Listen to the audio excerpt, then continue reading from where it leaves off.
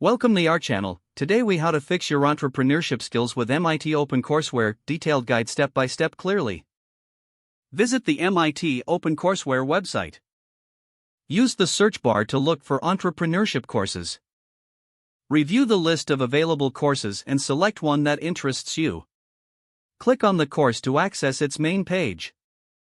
Familiarize yourself with the course overview and objectives. Check for prerequisites or recommended skills before starting. Download any available course materials, including lecture notes and readings. Explore video lectures provided for the course.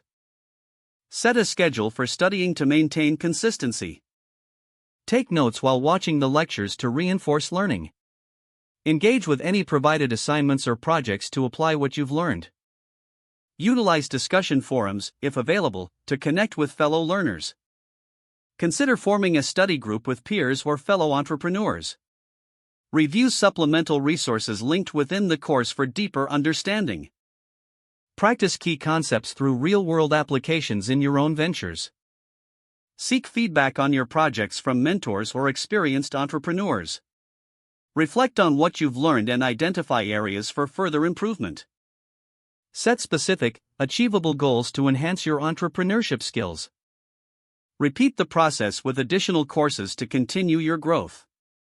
If the page does not load, refresh the browser or try again in a private or incognito window. Make sure you are using the correct email address, then retype it carefully to avoid small typos. If your password is not accepted, use the reset option and create a new strong password you can remember. Check your spam folder for verification or security emails, then complete any requested confirmation steps.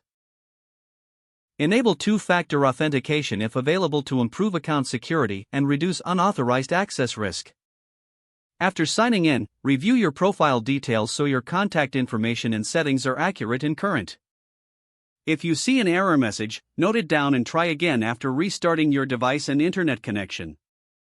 Log out when you finish, especially on shared devices, to keep your account and payment information secure.